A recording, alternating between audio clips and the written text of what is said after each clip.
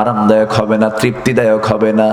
আল্লাহ বলছেন বান্দারে শুধু জান্নাত দেব না, আমি তোর সঙ্গে সাক্ষাৎ করব। জোরে বলি সুবহানাল্লাহ। কিন্তু শর্ত হলো ফামান কানা ইয়ারজু লিকা রাব্বিহি ফালইআমাল আমালান সালিহান ওয়ালা ইউশরিক বিইবাদাতি রাব্বিহি আহাদা। আল্লাহ নিজেও বলছেন বান্দা আমার সঙ্গে লেখা করতে চাস নাকি, সাক্ষাৎ যদি করতে চাস, আমল ভালোগুলো করে আয়, খারাপ আমলগুলো বাদ দে। আতি পাতি উশৃঙ্খল বেনামাজি সুদখোর শরাবখোর মদখোর জেনাকার নেতৃত্ব ছেড়ে দিয়ে নবীর নেতৃত্ব ধরো।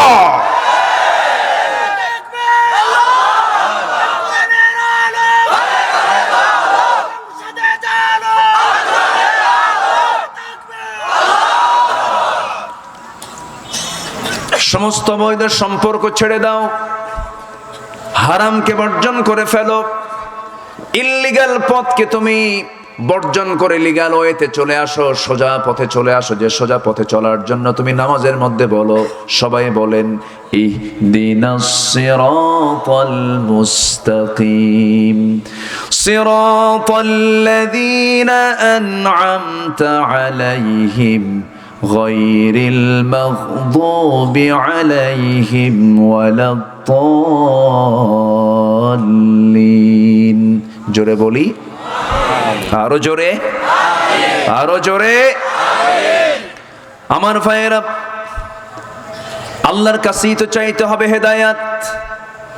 পৃথিবীর কোন দরবার আপনাকে হেদায়াত দিতে পারবে না, পৃথিবীর কেউ আপনাকে সঠিক পথের দিশা দিতে পারবে না। আমাকে হেদায়েত দিবেন একমাত্র কে? হেদায়েত চাইবো আমরা কার কাছে? আল্লাহর কাছে। আল্লাহর কাছে আমরা বলবো। আল্লাহ বলছেন বান্দার আমি তোর দূরে নই, আমি তোর খুব কাছে। আমি এমন রব, ওয়ায়ালামু খাইনাতাল আ'য়ুনি ওয়া মা তুখফিস সুদূর। ও বান্দা, তুমি তোমার অন্তরে কি দানা বেঁধে রেখেছ এবং তোমার চক্ষু কি খেয়ানত করছে পৃথিবীর কেউ না জানলেও সব জানেন তিনি কে। আসতে বলবেন না তিনি কে। আল্লাহ তাআলা আরেক জায়গায় বলছেন, আল্লাহ সুন্দর করে বলছেন বান্দা আমাকে দূরে ভেবো না, দূরে ভেবো না, আমাকে রাজ সাক্ষী মনে করো। ওয়া নাহনু আকরাবু ইলাইহি মিন হাবলিল ওয়ারিদ। জোরে বলুন আল্লাহু আকবার। বান্দা আমি তোমার স্কন্দ শিরার চেয়েও নিকটে থেকে যাই। তুমি দিনের আলোতে কি করো, রাতের আধারে কি করো, গোপনে কি করো, প্রকাশ্যে কি করো, সব রেকর্ড অটো হয়ে যায় কার কাছে? আল্লাহর কাছে। আল্লাহ সব তিনি দেখেন। আল্লাহু বাসীরুম বিল ইবাদ। আল্লাহ বান্দার সব কিছু তিনি দেখেন। এই জন্য আমার ভাইয়েরা, সবচেয়ে বড় চ্যালেঞ্জ হলো খাঁটি মুমিন হয়ে আমাকে আপনাকে দুনিয়া থেকে বিদায় হতে হবে, মুসলিম হয়ে দুনিয়া থেকে বিদায় হতে হবে। এবার আল্লাহ বলছেন, ইমানদারকে ডাক দিয়ে বলছেন, ইমানদাররা শোন, এমন একটা কিতাব দিলাম যে কিতাবের মধ্যে কোনো সন্দেহ নাই। আলিফ লাম মিম, এই তিনটি হরফ নিয়ে যে একটা আয়াত হলো, এই পৃথিবীর কোনো ভাষাবিদ কি আয়াতের অর্থ বের করতে পেরেছে নাকি? পারে না। এটা একটা চ্যালেঞ্জ। এটা কি বলেন? চ্যালেঞ্জ। কোরআন শুরু করছে কি দিয়া? চ্যালেঞ্জ দিয়া। আল্লাহু আকবার। কোরআন শুরু হয়েছে চ্যালেঞ্জ দিয়া। এরপর আল্লাহ রাব্বুল আলামিন বলছেন, হাদাল কিতাব না যালিকাল কিতাব। কি বলেছেন বলেন? আচ্ছা, আমার কথায় কি কষ্ট হচ্ছে আপনাদের?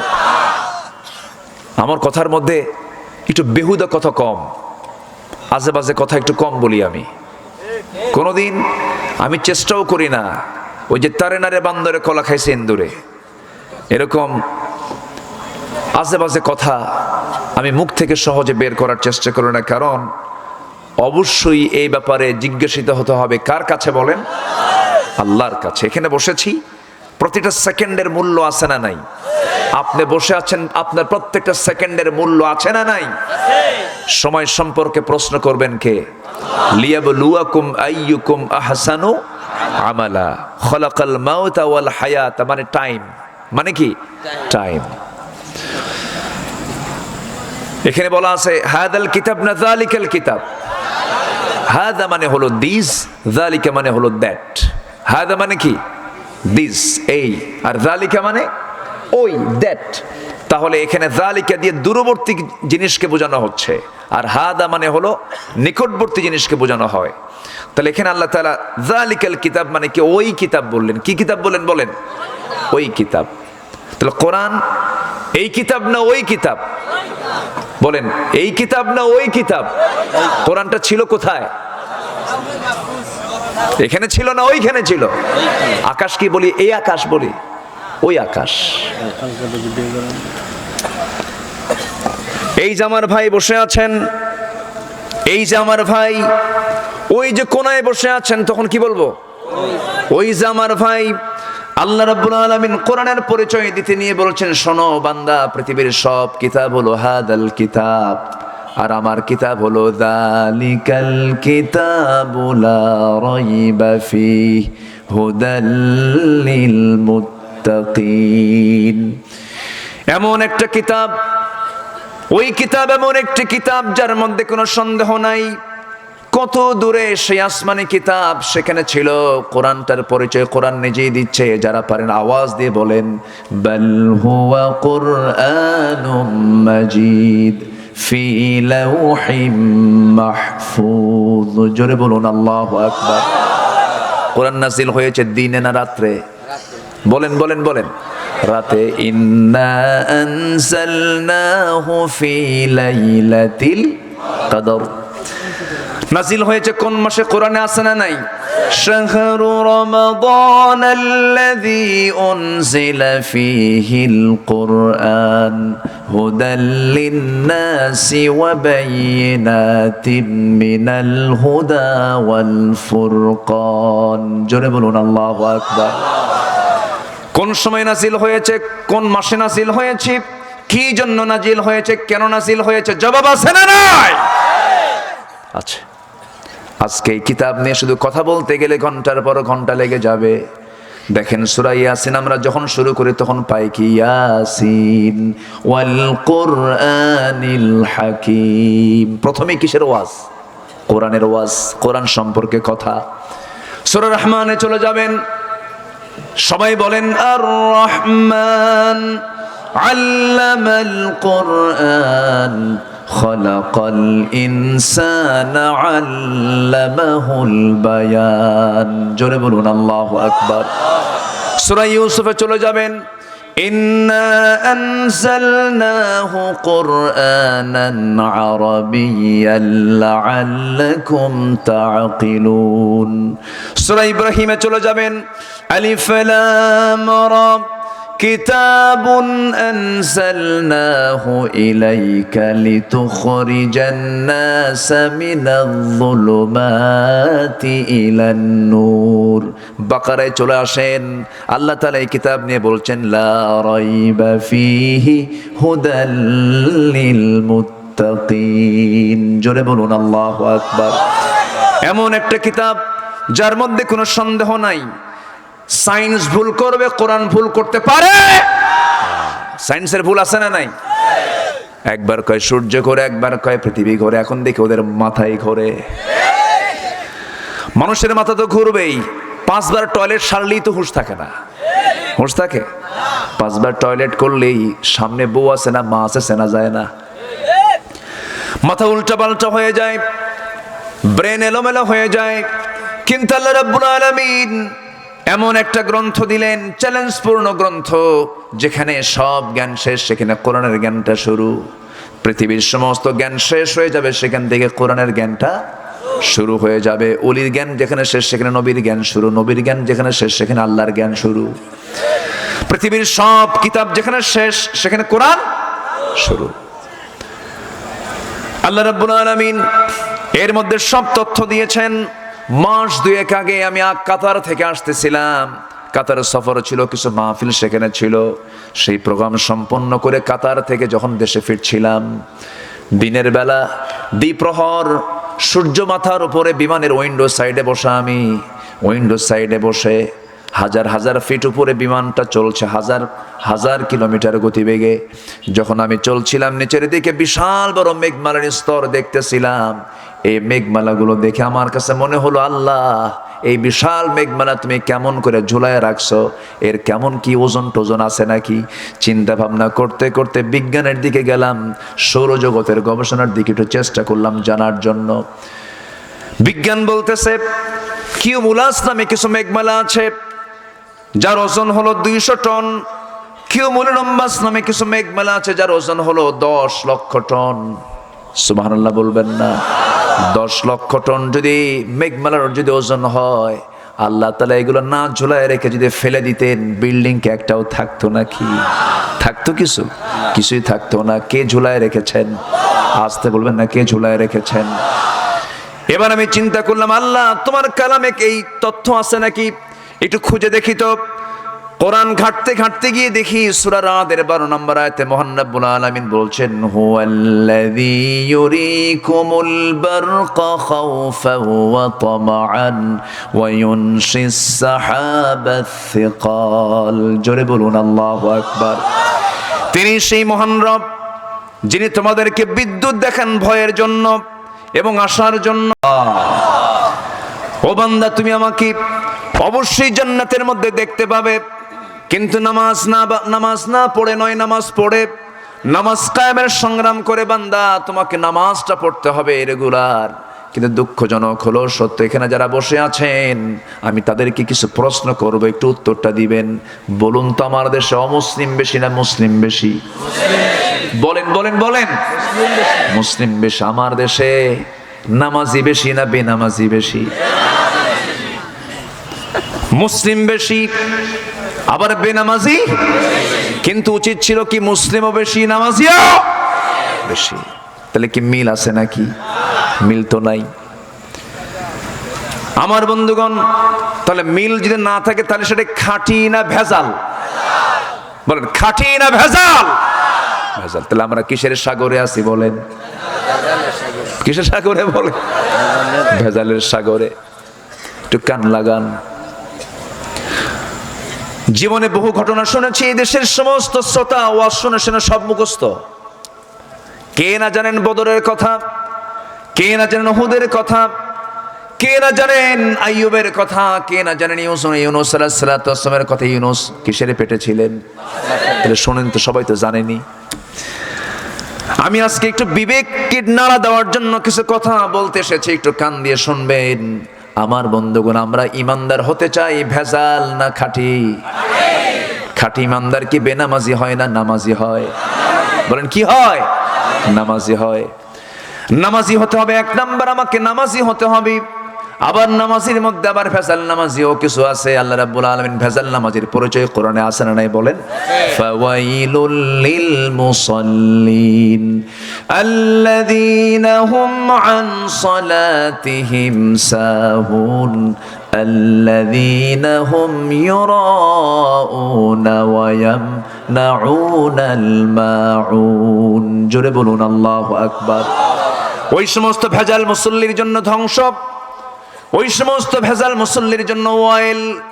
যারা লোক দেখানো নামাজ পড়ে, নির্বাচন চলে আসে আলহাজ নাম লাগায় নেয়, নির্বাচন চলে আসে মাথায় টুপি দেয়, পাগড়ি দেয়, সবকিছু লাগায়, হাতে তসবিহ নিয়ে বান্দার কাছে এসে বলে, ভাই আমি বড় বুজুর্গ। কিন্তু বুজুর্গ তো সে হলো বেজির পায়খানা। আছে না নাই? আচ্ছা, সারা সপ্তাহ নামাজ পড়ে না। মসজিদ কমিটির সভাপতি সারা সপ্তাহ নামাজ নাই। খাঁটি না ভেজাল মুমিন? খাঁটি না ভেজাল? সারা সপ্তাহ নামাজ পড়ে না। শুক্রবারে মসজিদে না আসলে তো পদ থাকে না, পদ রক্ষা করার জন্য মসজিদে চলে আসে। আল্লাযীনা হুম ইউরাউন। ওই সমস্ত মুসল্লির জন্য ওয়াইল, যারা লোক দেখানো নামাজ পড়ে, মানে পদ ঠিক রাখার জন্য নামাজ পড়ে। আছে না নাই? শুক্রবারে চলে আসে, বৃহস্পতিবার রাত 3টা পর্যন্ত মদ খায়। আছে না? রাত 3টা পর্যন্ত মদ খায়া চোখটা লাল বানায়া পরের দিন 12:30টার দিকে ওঠে, মসমসে লুঙ্গি পরে, খদ্দরের পাঞ্জাবি পরে নামাজে চলে গেল। নামাজে গিয়ে মসজিদে বসলো। ইমাম সাহেব হঠাৎ করে আয়াতের মধ্যে বলে ফেলেছেন, লা তাকুলুর রিবা দাআফাম মুদাআফা। চক্রাকারে সুদের কারবার করো না, সুদ খেও না। এই দিকে যিনি সেক্রেটারি মহোদয় তিনি আবার সুদখোর। এবার খতিব ওয়াজ করতে নিয়ে, খতিব খুতবা দিতে নিয়ে যখন তাকাইছে, সেক্রেটারির দিকে নজর দিয়া যখন তিনি আয়াতটা বলতেছেন, সেক্রেটারি বড় মাইন্ডে লাগছে। নামাজ শেষে সেক্রেটারি বলতেছে, হুজুর সুদের বিরুদ্ধে কোরআনে ওয়াজ আমি জানি, আপনি সুদের বিরুদ্ধে ওয়াজ করছেন, তাও ভালো কথা, কিন্তু ওয়াজ করলেন কিন্তু আপনি আমার দিকে ছায়া থেকে ওয়াজ করলেন কেন? কি কথা কি বুঝতেছেন? আমার বন্ধুগণ, এই নোংরামিগুলো আজকে আছে না নাই বলেন? আসতে বলবেন না, আছে না নাই? মসজিদ মডেল হওয়া দরকার না, মুসল্লি মডেল হওয়া দরকার। আমার নবীর মসজিদ ছিল পাকা না কাঁচা? আর ইমান ছিল পাকা। সাহাবায়ে কেরাম নামাজ পড়তেন, বালুগুলো কপালে লেগে থাকতো, ঘেমে ঘেমে যেতেন সাহাবীরা। গরম আবহাওয়া মক্কার, মদিনার। আমার নবীজির মসজিদ ছিল দুজন এতিমের কাছ থেকে কিনে নেওয়া ছোট্ট মসজিদ। এই মসজিদ আজকে এসি আলা হয়ে গেছে, পাকা মসজিদ হয়ে গেছে, মাল্টি স্ট্রিট বিল্ডিং হয়ে গেছে। লক্ষ লক্ষ মুসলমান গিয়ে নামাজ পড়ে, সেখানে আজান হয়, কিন্তু বেলাল যে আজান দিয়েছেন, সাহাবীরা যে কাঁচা মসজিদে নামাজ পড়েছেন, সেই নামাজের আজানের প্রাণ কি আজকের আজানে নামাজে আছে? আসতে বলবেন না, আছে নাকি? আমার নবীজি নামাজ পড়েছেন কাঁচা মসজিদে, খেজুর পাতার বানানো বেড়া, উপরের ছাউনিটাও খেজুর পাতার বানানো, কাণ্ডটাও খেজুর পাতা, খেজুরের গাছ দিয়ে, সেই কাণ্ড দিয়ে খেজুরের সেই ভিত্তিটা রচনা করা হয়েছে। সেই জায়গায় আজান দিয়েছেন কালো বেলাল, বেলাল বিন রাবাহ রাদিয়াল্লাহু তাআলা আনহু। এত কালো, ঘন কালো মানুষ এখানে একজনও নাই। দেখতে কোনো সৌন্দর্য তার বাহ্যিকভাবে ছিল না। পৃথিবীতে তিনটা কালো, কিন্তু আল্লাহ তাদের দিলটা করেছেন অনেক ভালো। এর মধ্যে বেলাল একজন, লোকমান একজন। লোকমানের নাম শোনেন নাই? যদিও নবী নন, নবুয়ত দেন নাই তাকে, কিন্তু তিনি পেয়েছেন হিকমত। কি পেয়েছেন বলেন? হিকমত। ওয়ালাকাদ আতাইনা লুকমানাল হিকমাতা। আল্লাহ তাআলা নবুয়ত দেন নাই, কিন্তু তাকে হিকমত দিয়েছেন। ওয়ামাই ইউতিল হিকমাতা ফাকাদ উতিয়া খায়রান কাসীরা। আমার বন্ধুগণ, সেই কালো লোকমান, কালো বেলাল, আর একজন সাহাবী কালো ছিলেন, নবীজির খুব পছন্দের সাহাবী সাদ রাদিয়াল্লাহু তাআলা আনহু। এই কালো মানুষগুলো যদিও কালো ছিলেন, কিন্তু আল্লাহর কাছে দারুণ দামি ছিলেন, খুব মর্যাদাবান ছিলেন। আমার নবীজি বেলালকে খুব পছন্দ করতেন। এই জন্য ইমামের পরে কিসের পদ বলেন? মসজিদ ইমামের পরে কিসের পদ বলেন? মুয়াজ্জিনের পদ। আমার নবী ছিলেন মদিনার ইমাম, আর মুয়াজ্জিনের পদ দিয়েছেন, পদ পেয়েছেন কোন লোকটা বলেন? বলেন কোন লোকটা বলেন? নবীজি হচ্ছেন বিশ্বের সেরা সুন্দর মানুষ। বিশ্বের সেরা সুন্দর মানুষ হচ্ছেন আমার নবীজি। তার মতো সুন্দর সুপুরুষ পৃথিবী তার কোনোদিন আসবে না। আম্মা জান আয়েশা বলেন, আল্লাহর পয়গম্বর ইউসুফকে দেখে যে যুগের নারীরা লেবু কাটতিনি হাত পর্যন্ত কেটেছিল, তারা যদি একটাবার আমার রাসূলকে দেখতে পেত, তারা তাদের শুধু হাত নয় কলিজা টেনে ছিঁড়ত। নবীজির দেখা থেকে তারা কখনো চোখ ফিরাতে পারতো না। জোরে কোন সুবহানাল্লাহ। সেই বিশ্বের সেরা মানুষ, সেরা সুন্দরের পাশে রাসূল কোন সুন্দর মানুষকে মনোনয়ন দিলেন না, চেহারা দেখে দিলেন না, তাকওয়া দেখে দিলেন। হুদাল্লিল মুত্তাকিন, মুত্তাকি তাকওয়া দেখে দিলেন। বেলালকে মুয়াজ্জিন বানায় দিলেন, বেলালকে মুয়াজ্জিন বানায় দিলেন। নেলসন ম্যান্ডেলাকে আমরা বর্ণবাদী বৈষম্যের নেতা বলি, অথচ তার ১৫০০ বছর আগে আমার নবীজি নিজে ইমাম হয়ে বেলালকে মুয়াজ্জিন বানায়া বর্ণবাদী বৈষম্য দূর করে দিয়েছেন। বর্ণবাদী বৈষম্যের নেতা কেউ না, মুহাম্মদ সাল্লাল্লাহু।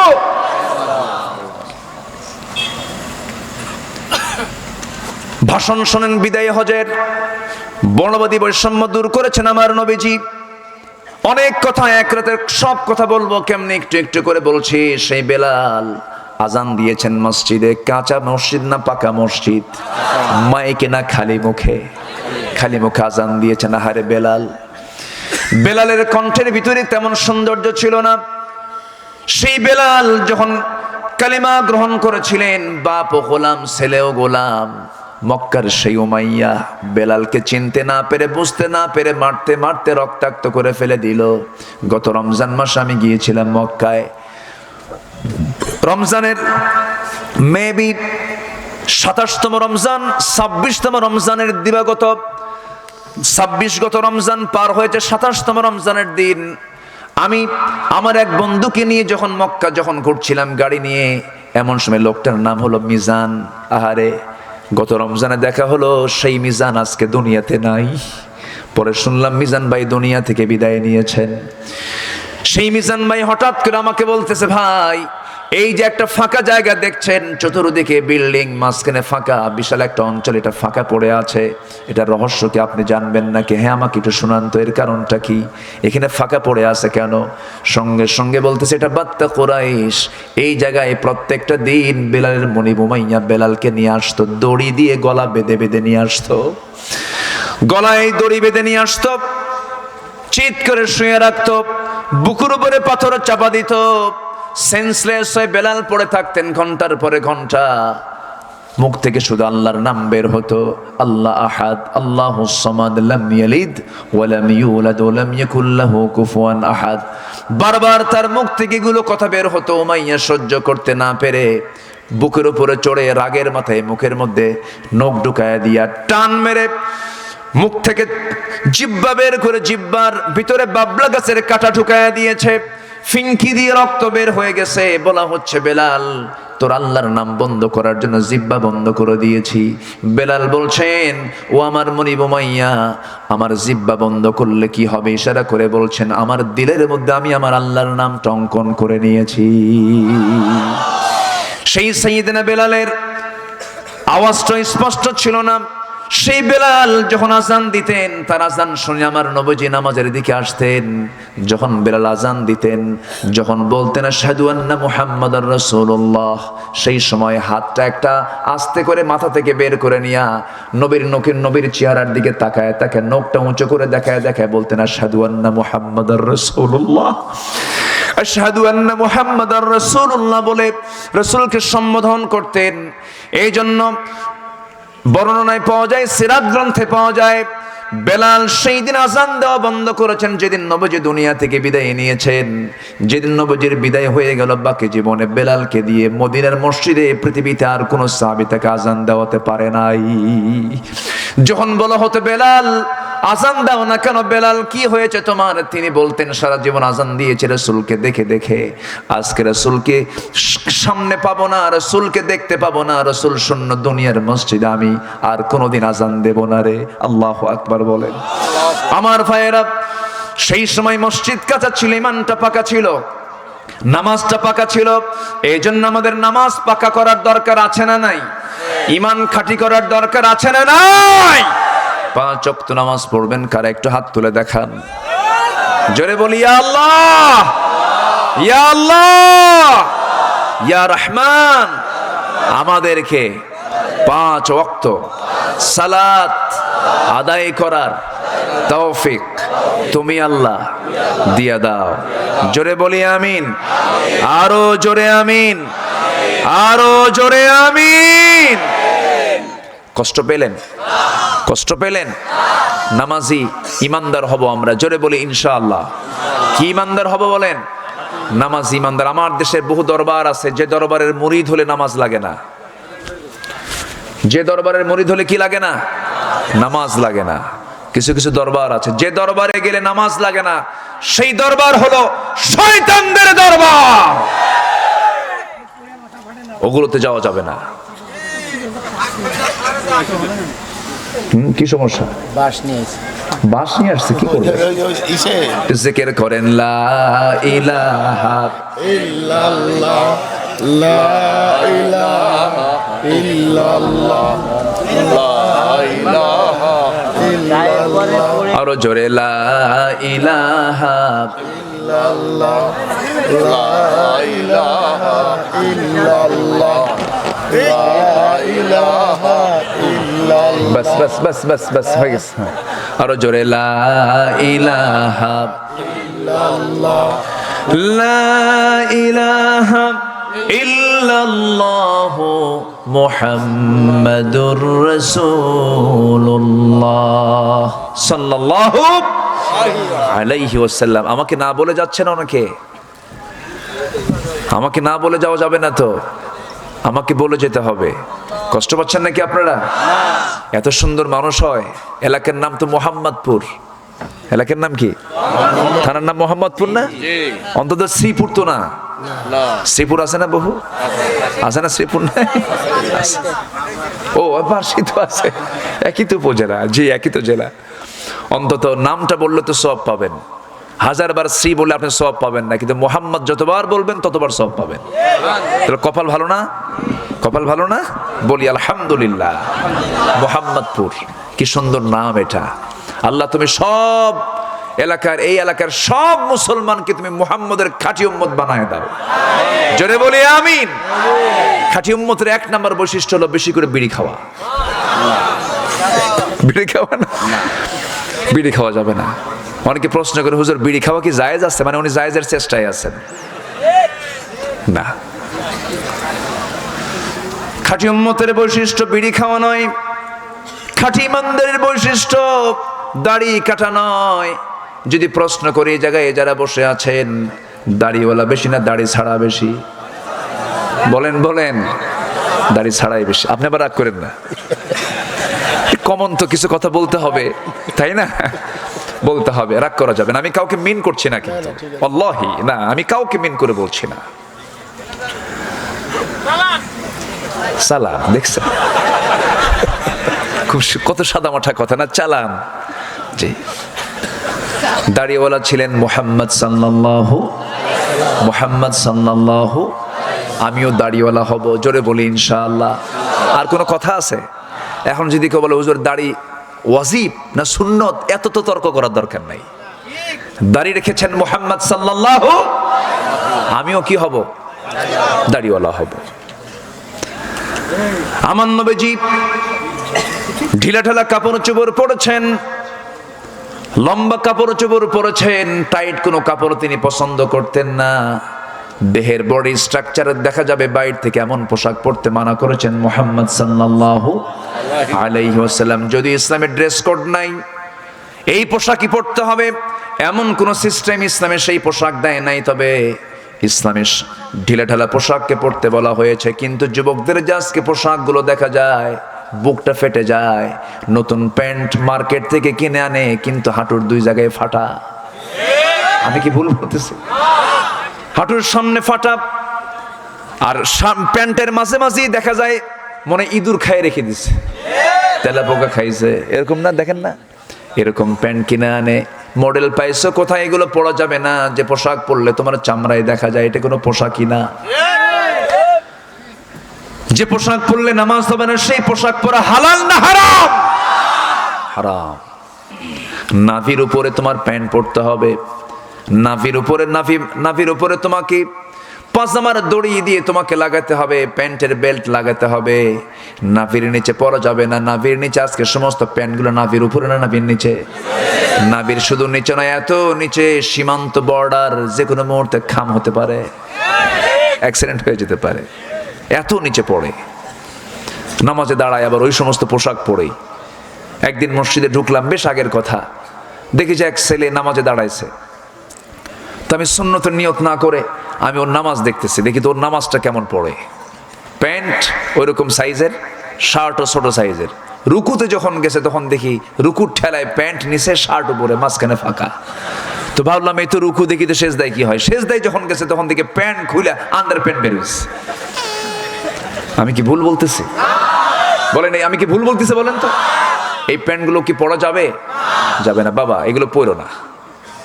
যুবকরা এগুলো পড়া বাদ দাও, এগুলো পড়তে যেও না। পোশাক ঠিক নাই, পোশাক আগে না নামাজ আগে? এই পোশাক আগে না নামাজ আগে? কি খালি গিয়ে নামাজ পড়বেন? তাহলে সতর ঢাকার দরকার আছে না নাই? সতর ঢাকতে হবে আগে, কিবলামুখী হতে হবে আগে। নামাজের বাইরে কিছু শর্ত আছে, এর মধ্যে পোশাক পরতে হবে, সতরটা ঢাকতে হবে, পোশাকটা আগে সুন্দর করতে হবে।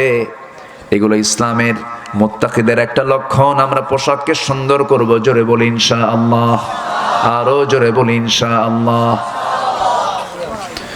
আল্লাহ রাব্বুল আলামিন মুত্তাকিদের এক নম্বর পরিচয় দিচ্ছেন, বান্দা নামাজটা পড়ো, নামাজটা সুন্দর করে আদায় করো। শুধু আদায় করলেই হবে না, নামাজ কায়েমের সংগ্রাম করার দরকারও আছে না নাই?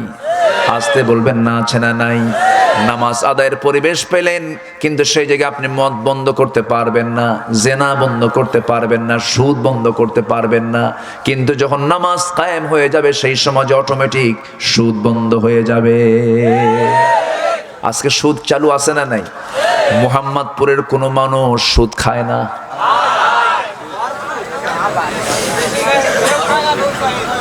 মনে হয় এখন একটু বেকায়দায় ফেলে দিলাম আপনাদের।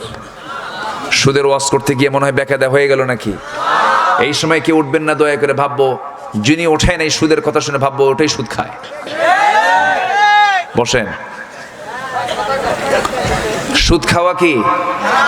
আরো জোরে। শুকুরের পায়খানা খাওয়া কি? কুকুরের পায়খানা খাওয়া কি? সুদ খাওয়া কি? হারাম। সুদের ধারে পাশে যাওয়া যাবে না। সুদ হলো আবু জেহেলদের কাজ, মদের বোতল হলো আবু জেহেলদের পানীয়, জেনা হলো আবু জেহেলদের কাজ। যুগে যুগে আবু জেহেলরা এগুলোই করে গেছে। ইমানদার এগুলো করতে পারে না, মুত্তাকি এগুলো করতে পারে না। নামাজি কখনো মদের বোতল হাতে নিতে পারে, কিন্তু কিছু কিছু লোক আছে হোটেল মে শরাব পেও মসজিদ মে নামাজ পড়ো। হোটেলে গিয়ে মদ খাও না, মসজিদে গিয়ে নামাজ পড়ো, আল্লাহ খুশি থাক, শয়তান কেন বেজার হবে? এরকম কিছু লোক আছে না নাই? আছে। দুই দিকে ব্যালেন্স করে উনি চলতে চান। শয়তানকেও হাতে নিতে চান, আল্লাহকেও হাতে নিতে চান না। না, আল্লাহ রাব্বুল আলামিন বলছেন, ফামান ইয়াকফুর বিত-তাগুতি ওয়া ইউমিন বিল্লাহ ফাকাদ ইসতামসাকা বিল-উরওয়াতিল ওয়াসকা লা ইনফিসামা লাহা। জোরে বলুন আল্লাহু আকবার। আগে তাগুতের কাফের হতে হবে, এরপর ঈমান আনতে হবে, তাগুতকে আগে প্রত্যাখ্যান করতে হবে। বান্দা হয়ে বান্দা কখনো কার? মানুষের আইন মানবে না, আইন মানবে একমাত্র কেবলমাত্র কার? আসতে বলবেন না, কার? আজকে সমাজে চলছে আল্লাহর আইন না বান্দার আইন? বলেন বলেন বলেন বলেন বলেন বলেন। আল্লাহর আইন না বান্দার আইন? আল্লাহর আইন হলো যাকাত, বান্দার আইন হলো সুদ। আল্লাহর আইন হলো বিবাহ, বান্দার আইন হলো জিনা। বেশ্যাবৃত্তির লাইসেন্স আছে না নাই? মদের লাইসেন্স আছে না নাই? এগুলোকে লাইসেন্সগুলোকে আল্লাহর দেওয়া না শয়তানের দেওয়া? শয়তান এগুলোকে চালায় নিতে চায়, শয়তান এগুলোকে চালু করতে চায়, কিন্তু আল্লাহ বলছেন এগুলো হারাম, এগুলোর কাছে তোমরা যেও না। এগুলো সব হলো শয়তানের কর্মকাণ্ড। মদ জুয়ার কাছে যেও না। ইন্নামাল খামরু ওয়াল মাইসিরু ওয়াল আনসাবু ওয়াল আজলামু রিজসুম মিন আমালিশ শাইতান ফাজতানিবুহু। জোরে বলুন আল্লাহু আকবার। সব এগুলো শয়তানের কাজ। মদ জুয়া এগুলো ইমানদার কখনো গ্রহণ করতে পারে না, কিন্তু বহু মুহাম্মদ নামে আগে লাগানো এমন লোক, মদের দোকানদার আছে না নাই? মদের বোতল নিয়ে বসা লোক আছে না নাই? বলেন আছে। এগুলো করা যাবে না। এই সমস্ত কাজ যারা করবে তারা খাঁটি না ভেজাল? আসতে বলুন, খাঁটি না ভেজাল? আমরা খাঁটি হতে চাই না, আমরা ভেজাল হতে চাই না, খাঁটি মুমিন হতে চাই। খাঁটি মুমিন আমরা হব। হারামকে আমরা বর্জন করে ফেলবো। জান্নাত তো কঠিন কিছু নয়, জান্নাত খুবই সহজ একটি বিষয়ের নাম। জান্নাত আমরা পেয়ে যাব অবশ্যই। জান্নাত আমরা চাইবো কার কাছে? বলেন। আসতে বলো না, জান্নাত চাইবো কার কাছে? তবে হ্যাঁ, জান্নাত পেতে হলে আল্লাহর সঙ্গে মহাব্বতটাকে সবার আগে বাড়াতে হবে। আমার মা, অনেকে মাহফিলে মনে হয় আসছেন, মাদের ব্যাপারে একটু একটা মহিলার কথা এই মুহূর্তে আমার মনে হয়ে গেল। অনেক মা অনেক প্রকার প্রশ্ন আমাদের মঞ্চে এসে অনেকে দিয়ে যান, মাদের পক্ষ থেকে প্রশ্ন আসে। ম্যাক্সিমাম মহিলাদের কিছু প্রশ্ন থাকে, ওজন আমার স্বামীটা ভালো না, আমার স্বামীটা ভালো না। আছে না এরকম প্রশ্ন? আছে না বলেন তো? আচ্ছা, আমার স্বামীটা ভালো না কেন, কি হয়েছে, এই ওই দিস এন্ড দ্যাট। কিন্তু আমি আমার মাদেরকে বলবো, মা আপনার ইমানটা হতে হবে আসিয়ার মতো। এই আসিয়া আলাইহিস সালাতু ওয়াস সালামের ঘর এমন একটা ঘর ছিল যে ঘরে তিনি তার জীবনটা পার করেছেন, যে ঘরে তিনি শাহাদাত বরণ করেছেন, সেই ঘরটা ইমানদারের ঘর না কাফেরের ঘর? আসতে বলেন, কার ঘর? বলেন। কাফেরের ঘর। তার স্বামীর নামটা কি বলেন? তার স্বামীর নামটা কি বলেন? ফেরাউন। কিন্তু ফেরাউনের ঘরে থেকেও তার ইমান ভেজাল না খাঁটি? আর আজকে ইমানদারের ঘরে থেকেও ইমানটা খাঁটি না ভেজাল? তার লাভ হলো কি? ইমান তেমন একটা জিনিসের নাম, একটা মাছ আছে।